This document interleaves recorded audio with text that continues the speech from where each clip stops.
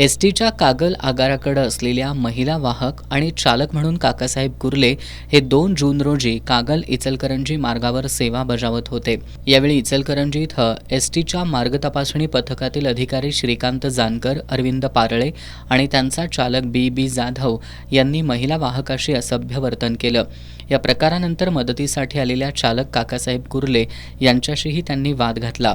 यानंतर वाहक आणि चालकांनी एसटी प्रशासन तसंच इचलकरंजीतील शिवाजीनगर पोलिसात तक्रार दाखल केली होती।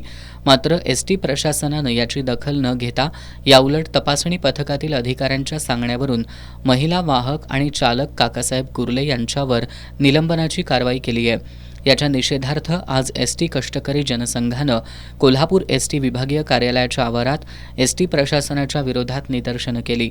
यावेळी आंदोलकांनी एसटी प्रशासनाविरोधात जोरदार घोषणाबाजी केली। यावेळी बोलताना जनसंघाचे महाराष्ट्र राज्य उपाध्यक्ष कृष्णा कोरे यांनी विनाकारण एसटी कर्मचाऱ्यांवर कारवाई करणाऱ्या अधिकाऱ्यांवर कारवाई होईपर्यंत आंदोलन सुरूच ठेवणार असल्याचा इशारा दिला। आज आमच्या सौ गीताताई काळे मॅडम यांना गेल्या 15 दिवसापासून कायद्याची पायमल्ली करून संविधानिक बाब बाजूला ठेवून कायदा बाजूला ठेवून ज्या पद्धतीनं कारवाई केली आणि ती कारवाई सस्पेंड या पद्धतीची केली।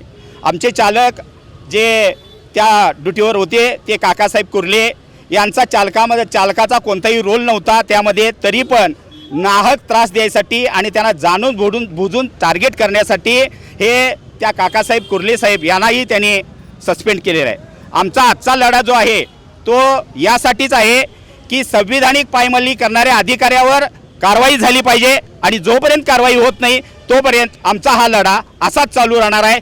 आंदोलनात जिल्हाध्यक्ष के शेख, अमोल तांबेकर, श्रीमंत घोरपडे, विजय हेगडे, ज्योतिर्लिंग पाटील, संकेत यादव, निशांत चव्हाण, पप्पू तळेकर आणि एसटी कर्मचारी सहभागी झाले होते।